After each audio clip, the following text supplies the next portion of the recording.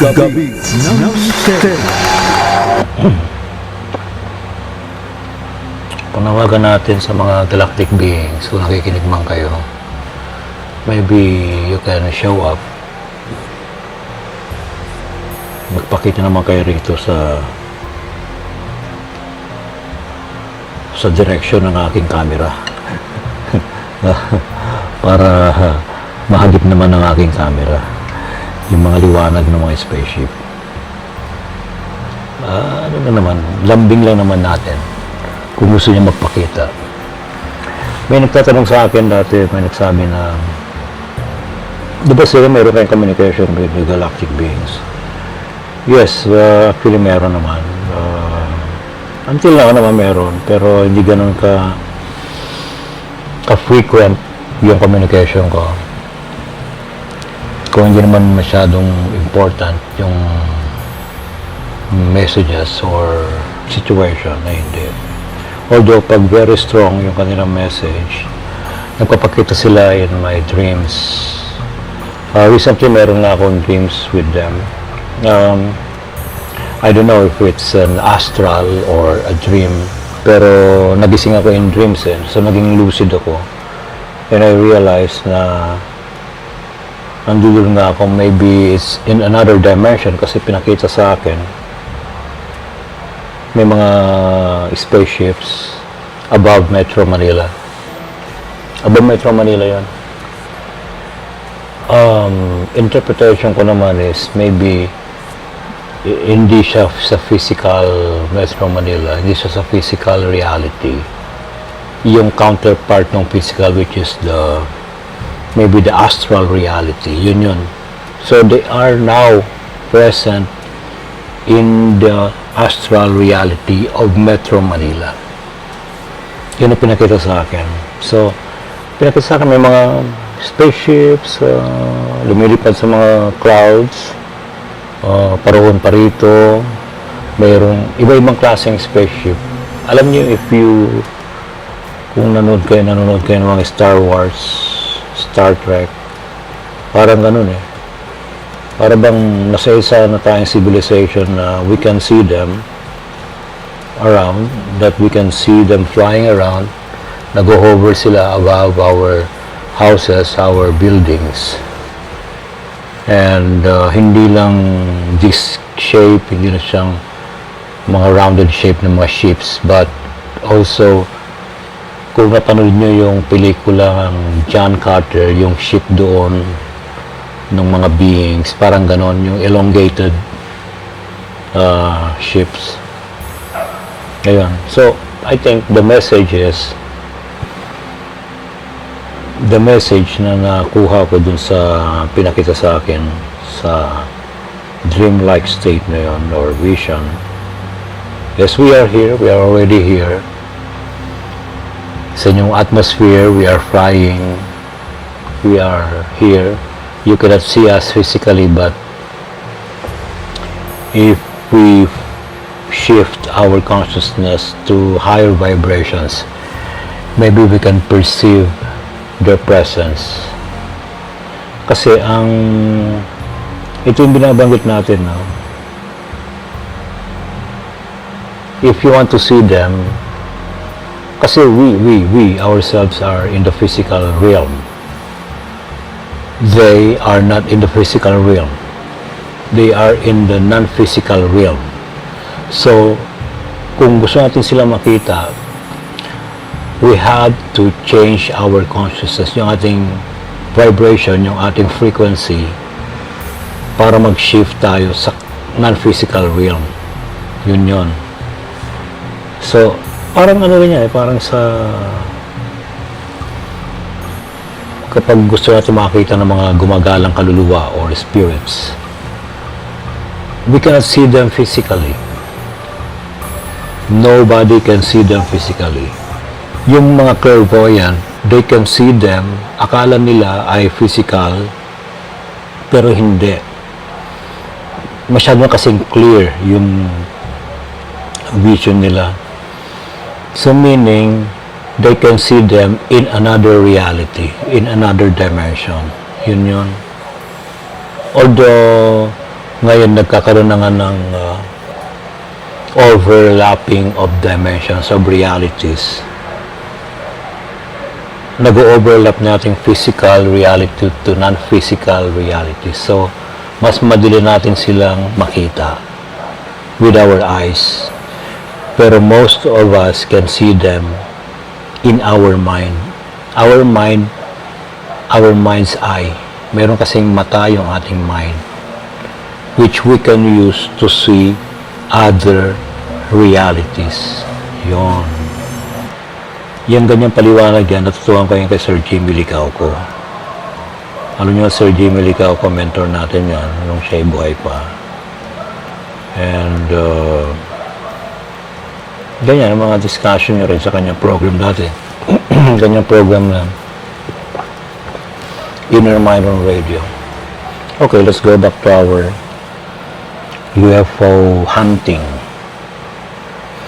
To cloud to eh. Pero, very interesting yung shape ng cloud. Wow. Alam po ninyo, kung titinan yung mga clouds, ang ganda panoorin yung mga clouds eh, yung cloud formation. Iba-ibang mga cloud formation. In fact, yung mga sinaunang mga civilization, if they want to communicate with higher beings, and higher beings communicate with them through cloud formation. So, doon nakukuha, doon na-interpret ng mga seers, ng mga oracles, ng mga psychics ngayon, tawag natin sa mga psychic ngayon, yung messages from the higher beings through cloud formation. Ito, anong formation to? Looks like I don't know, a face. Okay, ito.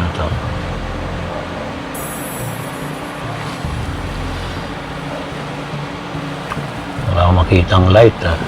Pwede bang magbukas kayo ng ilaw dyan sa taas? Baka pwede lang naman. It's just a request. O, diba? Okay itong cloud formation na ito sa baba. Oh. Para siyang dinosaur. Oh. Yung sa taas niya, wala, hindi ko alam kung anong klase. Kayo, baka may nakikita kayo. Kaya ngayon nakalagay dyan eh, may UFO ba? Sagutin yung tanong na yun. Tingnan nyo rin itong nakikita ko rito. Baka meron kayong makagilap. Gamitan nyo rin ang inyong clairvoyant ability. Baka makita nyo sila.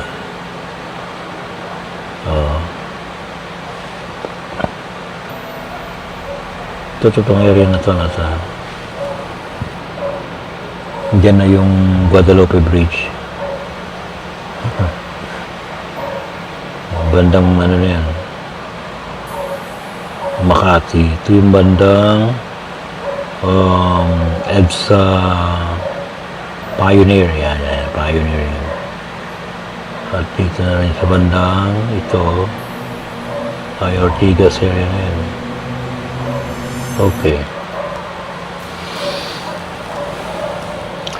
Alam, tama yung binabanggit ni Brother Bunga. Para sa ghost hunting, tiyagaan din para makakita ka using instruments or camera. Ganito rin sa UFO hunting, magtiyaga ka rin maghintay. Hindi ganun kadali. Kaya mga dyan na may mga for content purposes only na gumagawa sila ng fake images. Mali yun. Hindi dapat pinapanood yung ganun. Panluloko yun sa tao. Okay, ito yung Metro Manila ngayon. Yung oras na ba? Sa oras ko dito ay 2:40 AM. Wala pa akong nakikita. Parang steady ngayon yung mga clouds. Pero itong clouds na to, parang dali. Parang dikit-dikit na sila. Ayan.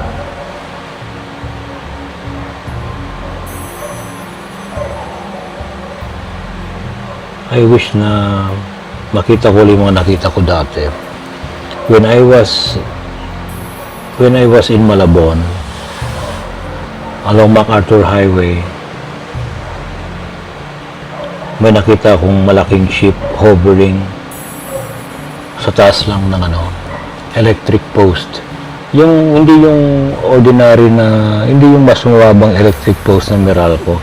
Yung mas mataas pa, yung may mga high tension, mga mas malalakas na voltahe ng kuryente. Mas matatayog yung poste na yun. And above that, meron nag-hover na shadow na circular. Akala ko noon, and totoo, way back 1990s.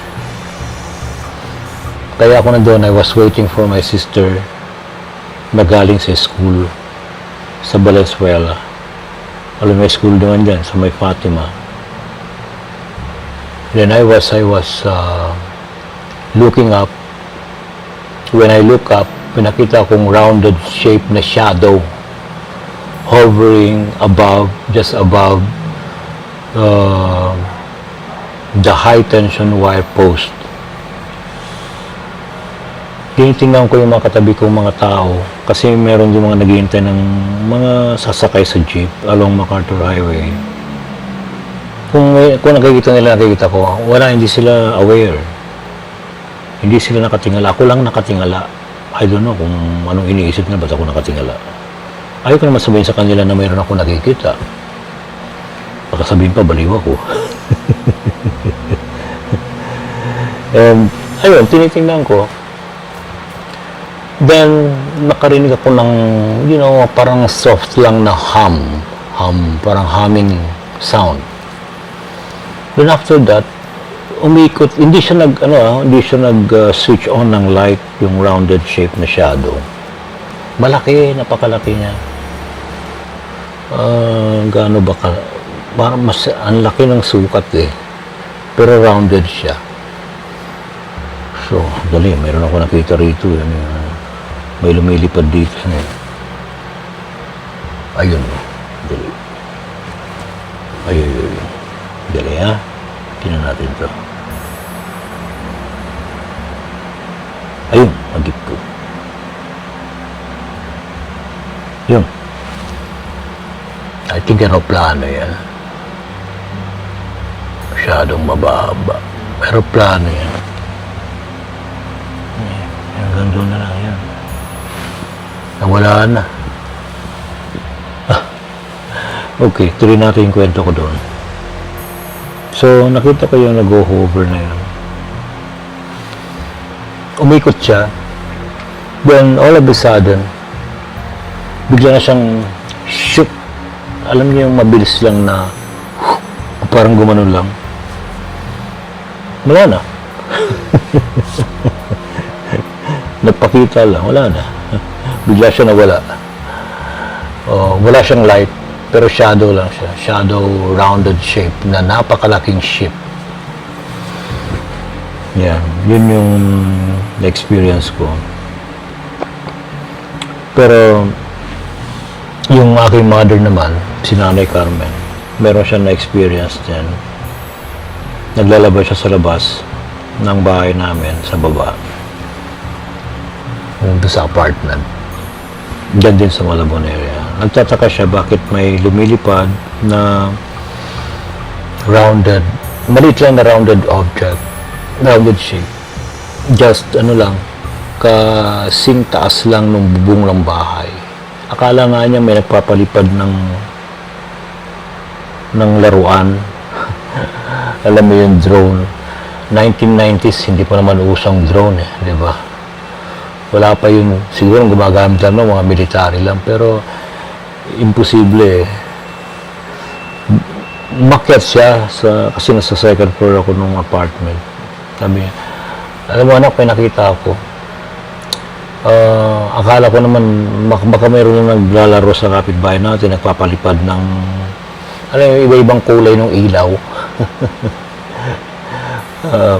Sabi ko, ano itsura?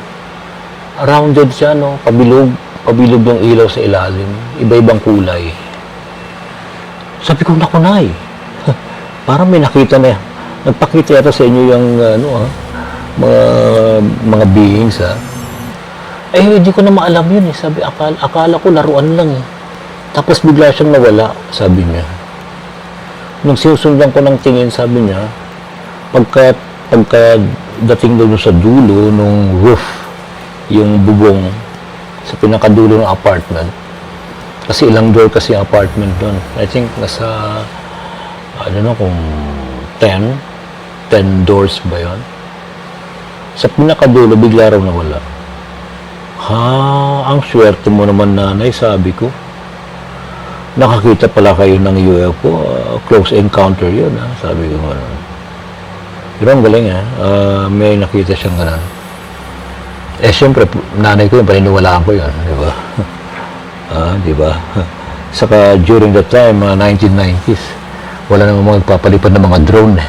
Hindi pa uso mga drone noon. Ngayon na lang. Sabi ko nga, baka may drone lang noon, mga military people lang. Another one. May nakita rin akong isa pa. Okay, i-share ko na rin sa inyo habang tayo nag-UFO hunting dito ngayon. Nag-sky watching tayo. Doon din sa Malabon area. I don't know kung sila ay nagpaparamdam sa akin that I have to look outside and tumingala sa window.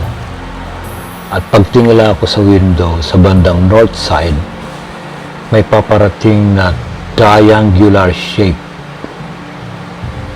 na object, malaki. Wala kang marinig, kasi actually mababa siya, wala akong marinig na sound.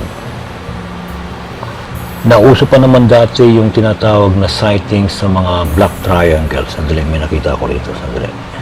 Dali lang, ha, may nakita pa. Ano to? Aeroplano rin to. Baba rin ang lipad, oh. Nag-aalay na yata siya sa runway. Yan. Palanding yata to. Palanding to. Sandali, nakita niyo ba yung ilaw niya? May ilaw. May ilaw siya. Sorry naman, hindi ganun kalakas ang camera ko. Ayan. May ilaw. Aeroplano yan. Okay, so going back to that triangular shape na object. Abay dumaan sa ibabaw ng bubong ng bahay namin sa Malabon. Ni wala akong marinig na huni o tunog ng makina. Di ba kapag ganun kalapit na yung aeroplano, dapat dinig mo na yung malakas na sound, di ba? Yung supersonic sound. Wala. During that time, sa mga research ko, uso na noon yung sightings ng mga black triangle. Yung mga lumilipad na triangular shape na black. I don't know kung yun yung ngayon na stealth plane. Pero di ba kapag plane yun, dapat malakas yung sound. Wala akong marinig na sound. Promise. Wala. Kung stealth bomber yun, dapat meron din pa rin sound, di ba? Kung gawa ng tao. Wala talaga. No sound at all. Wala. Hinabol ko pa nga yun kasi nung paglagpas sa bubong ng bahay namin, siyempre sa kabila may bintana. Hinabol ko sa kabilang bintana, sa southern area.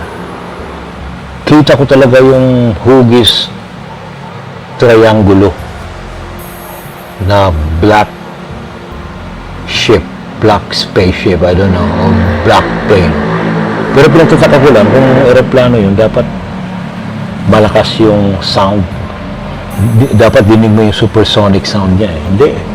Wala rin siyang light. No light. Kasi kung aeroplano dapat may light, di ba? Wala. Unless na talagang hindi lang binuksan yung light. Okay. Nasaan na tayo? Uy, nawala na yung mga ulap ah. Ano to? Ba't ganyan? Ulap pa rin ba yan? Oo nga, ulap pa rin yan. Tapos walang taas. Wala. Pero liwanag sa tuktok ah. Oo. Yeah. May mga ulap pa rin dito. Yan yung mga ulap. Parang hindi tayo pinagbigyan tonight. Walang from time to time gagawin natin to para maka-capture tayo ng objects. Tabi ng Mister.